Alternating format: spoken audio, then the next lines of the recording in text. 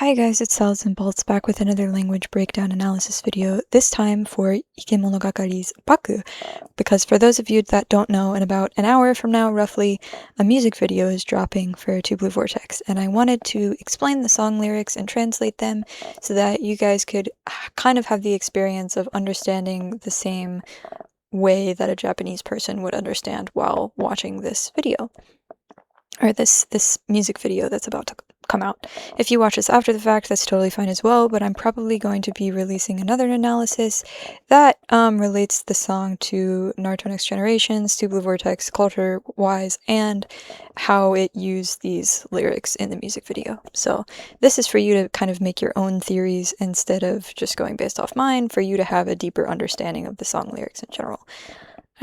So without further ado, let's get into it. And no, I am not going to sing, I am just going to say the lyrics because I think me singing would get it copy striked. So first I'm going to read the Japanese lyrics and then I will read the English translation.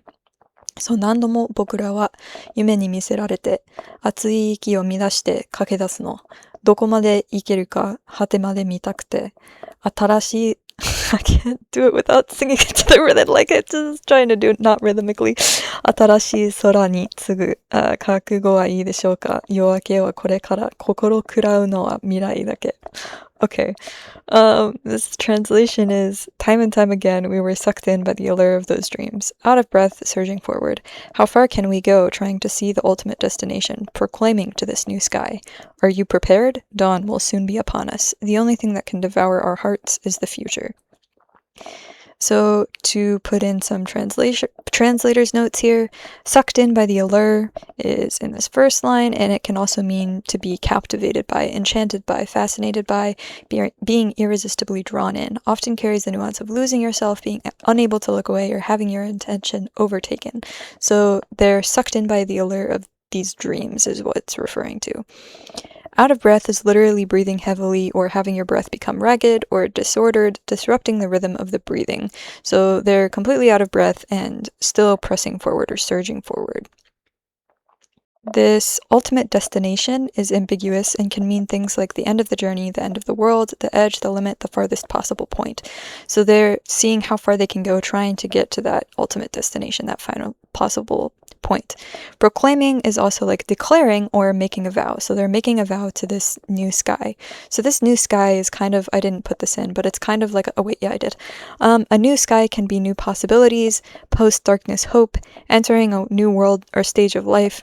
But I needed the sky to stay for subtle changes later that you'll get to. So they're proclaiming to this new sky, or they're proclaiming their, like, as they enter this new stage of life.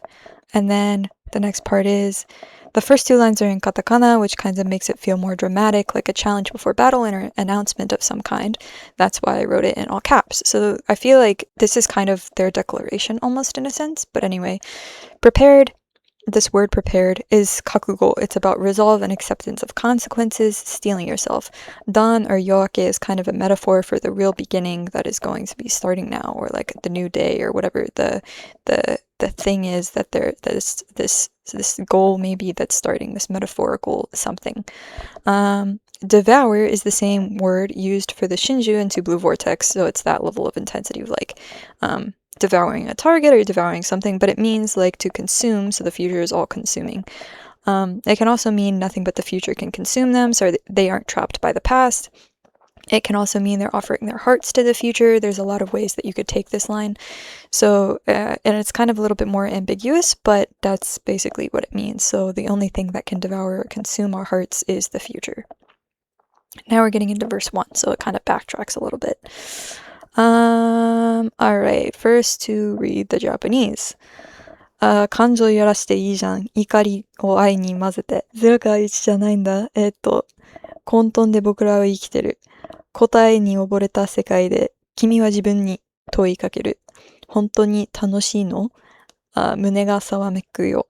This is one of my favorite things to sing in karaoke, so it's so hard not to sing these lyrics.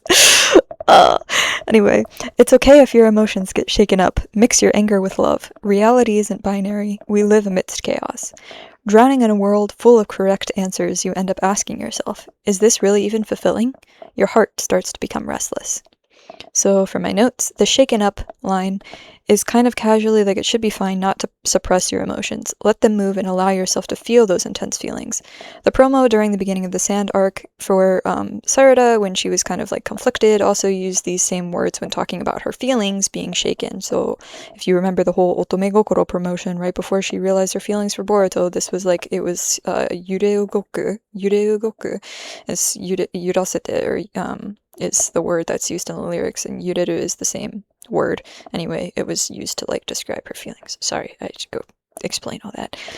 Mixing anger with love is about letting them both coexist at the same time. So this, again, very much feels like it applies to Sarda and to Blue Vortex, but we're going to get into that in the analysis stuff. Feel free to make your own connections here. I'm just letting you know the same words are being used, because that's something you guys wouldn't know without me, like, telling you, since you haven't read the Japanese. But anyway, binary is literally, it's not 0 or 1 in Japanese. You heard me say 0 ka 1 janai nda. So life isn't black and white. There isn't just a yes or no option. We live in a complex world without clean structure or chaos, as it's more commonly translated. So again, for like the kind of interpretation of this, I'll get to all that later, but think about how you want to think about it for now. But I think it's also important to note before we move on, that in Japanese culture, a lot of times like suppression of your stronger emotions is almost necessary or like required, especially when you're in front of other people. So this kind of like, oh, it's okay to, if your emotions get shaken up, isn't just like saying like, you know, like it's okay if you get angry about something. It's literally about like letting your emotions like be the way that they are. Like it's okay to express them, I guess, if that makes sense. That's more the nuance of the line. Drowning in a world full of correct answers. The reason correct is in quotation marks because the word for the right answer, seikai, like the only true answer on a test, is the kanji, but it's just read as normal answer, or kotae in the furigana, as one possible answer to a solution or the way you respond to it. So it's kind of like saying society forces these correct answers on you and tells you they're right, but are they really, kind of thing. Because you start doubting the correctness of the answers everyone tells you that are right, this ask isn't just asking to reflect on it, it's kind of asking yourself inwardly and pondering over it to really feel conflicted instead of just starting to express a simple doubt. So you end up asking yourself, kind of feels like you end up like really thinking deeply about this. And then the last part is this really even fulfilling, is a little bit more broad. It can also be, are you enjoying this? Does this truly satisfy you? Is this really what you wanted? Kind of feeling. And then obviously the mune ga zawameku yo. Sorry. Mune ga zawameku yo, like, is becoming restless, and it's repeated throughout the song. It's also about the murmurs of your heart stirring your emotions and your logic. It can mean your heart grows restless, your chest tightens with ease, your emotions begin stirring, something inside you feels unsettled. Alright, now we're moving on to chorus 2. 何度も僕らは壊したくなるの。もう乾いた大地に夢はない。高度低で生み出すものだけ抱えて、新しい空でなけ。覚悟はいいでしょうか？夜明けはこれから心食らうのは未来だけ。The English that I put for this is, time and time again, we've been faced with the urge to break it or them. There's no pronoun there, so whatever pronoun you want to insert. There's already no more dreams in this bone-dry land. I'll hold the things I've breathed life into with my own hands and cry out from under this new sky. Are you prepared? Dawn is only just beginning. The only thing that can devour our hearts is the future. So again, this stanza is the same, but faced with the urge to break it kind of gives this flavor of being possessed by a destructive impulse and having suppressed it up to this point. Bone dry literally means parched or thirsty, but it also means lifeless or barren or depleted. Land specifically means the earth that you step on, the ground. More metaphorically, dreams no longer come naturally and nothing is growing in this dried up land. Hold can literally be holding or bearing the responsibility for something as well. So bearing the responsibility for things that you breathed life into could potentially be a thing. Breathed life into carries the nuance of generating into existence, bringing forth and producing from oneself, so it's much more metaphorical than literal. So like not necessarily like something you've created, but these ideas that you have or these hopes that you have, your dreams, whatever they are, the things that you created your own with your own mentality, your own ideas, not the correct answers everybody else forced on you. It's kind of directly contrasting that. Own hands within the context of the song implies that it wasn't fate or destiny or inherited answers that allowed you to create these things. You did it yourself. And the particle change from ni to de indicates they're inhabiting this world now. They're not just shouting to the sky, but under it or within it. Cry out was previously, sorry, you can't really see the line anymore, but cry out from under this new sky was previously proclaim, but now it's changing to cry out, which is a much stronger word. It's more like announcing your resolve and releasing your true voice in this context. So metaphorically, because the world is barren of dreams, we'll carry the weight of the dreams we make for ourselves. And then for this last line, it's the same as the one above, so you can either rewind or just look at the blog post and scroll up. Now we have verse 2. 純情なんていいじゃん。好奇心だけに震えて。失敗だって愛して。時は進むしかないから。素敵な過去に甘えすぎて。君は君のままでいるの。その先を見たくない胸がざわめくよ. Why am I struggling with this? It's so difficult for me not to sing this. I am so sorry. I'm gonna say that for like every single stanza, I swear. For the first line we have for the English we have who cares about following procedure, let your curiosity guide you. Embrace your mistakes because time only moves forward. You were spoiled by the comfortable past. You just stayed as you were without wanting to see what lay ahead. Your heart became restless. Following procedure can also talk about rules and the proper order in which things are supposed to be done. So in Japan, there's a lot of this whole procedure and like following procedure and sticking to the way things have always been done and continuing to do them that way. But it's saying like, screw that. Guide you is actually tremble in literal Japanese. So this fururete is like usually used for like handshaking or whatever, but metaphorically it's talking about how if you're going to be swayed or moved, let curiosity be what does it.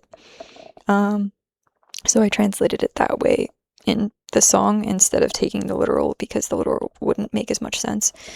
Embrace is actually love your mistakes, but I feel like embrace fits the English idea better and understanding of what is going on, and the idea is love even your mistakes because time just keeps on flowing or time just keeps on going forward. Spoiled can also mean to depend on emotionally, to lean on or indulge oneself in, to rely on the comfort of, to take advantage of emotional safety.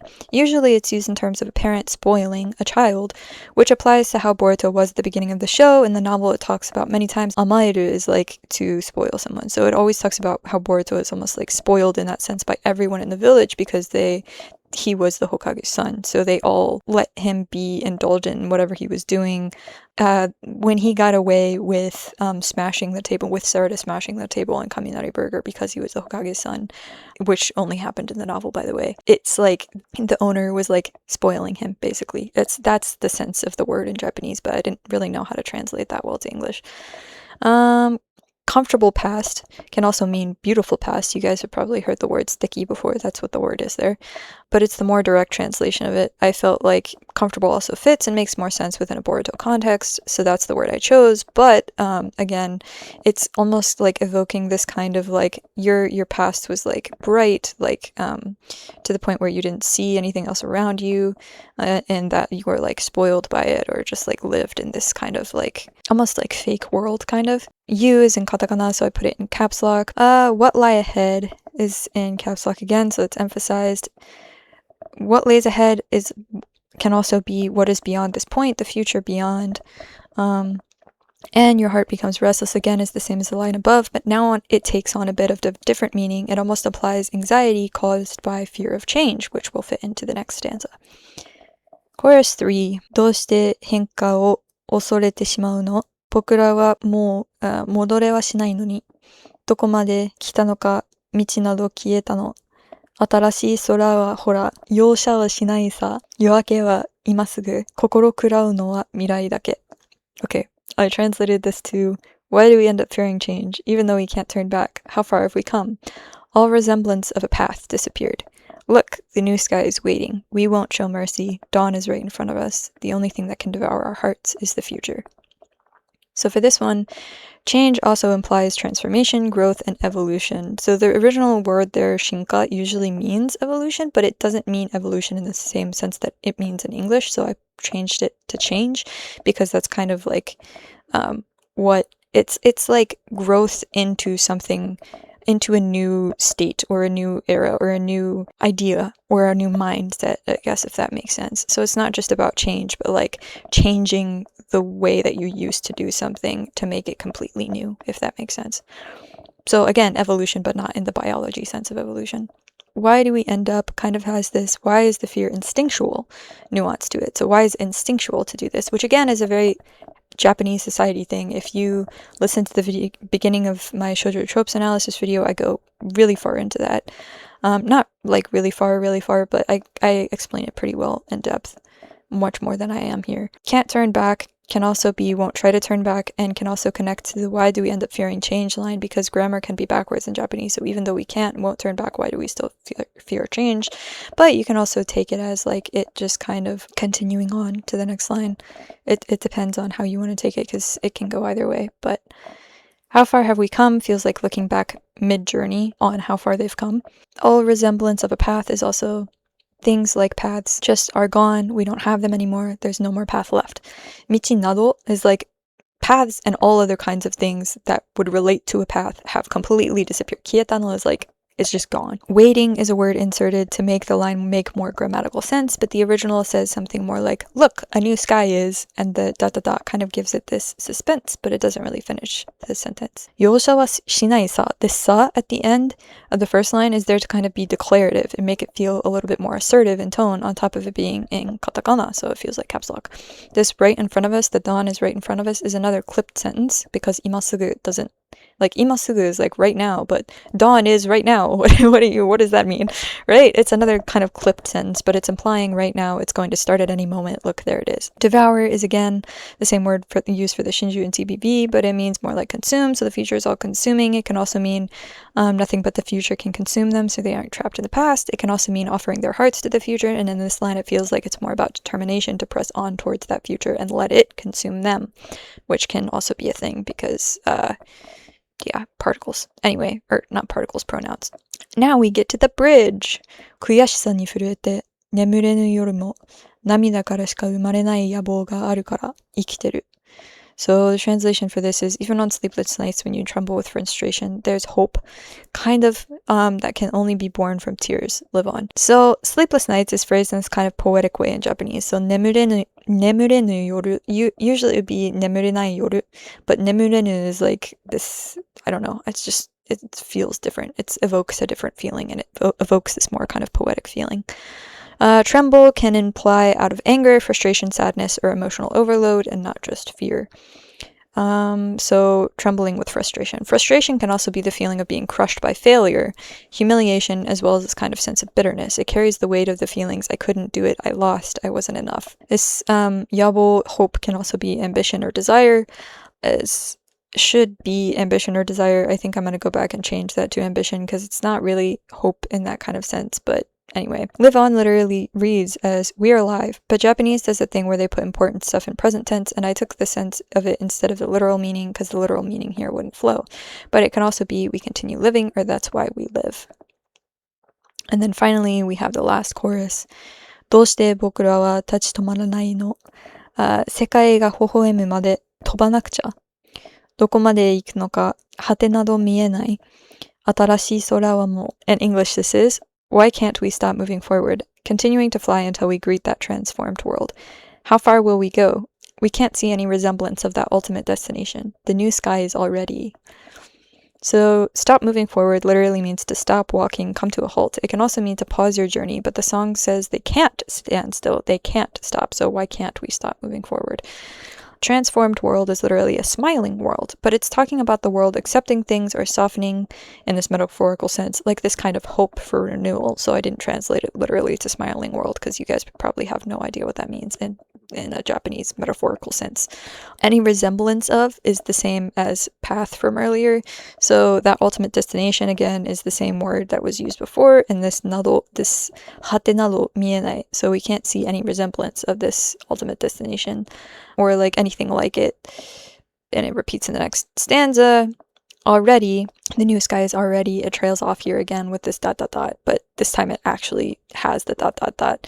There's been a snowballing sense of urgency throughout the song, and now it's like it's already upon us. It's here. Like there's nothing you can do about it now. It's here. And then the last chorus repeating is 何度も僕らは夢に見せられて熱い息を乱して駆け出すの。どこまで行けるか、果てまで見たくて。新しい空にすぐ覚悟はいいでしょうか。夜明けはこれから心食らうのは未来だけ。Again, time and time again, we were sucked in by the allure of those dreams, out of breath, surging forward. How far can we go? Trying to see the ultimate destination, proclaiming to this new sky. Are you prepared? Dawn will soon be upon us, the only thing that can devour our hearts from the future. And I just copied the same notes from the beginning, so you can go back and watch that if you want. But yeah, that's the song.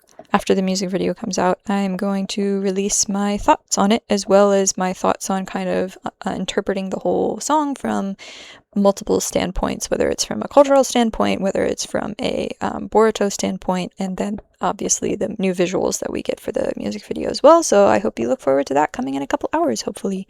And have fun and enjoy the music video. I hope this helps you understand it and enjoy it even more. Bye. See you next time.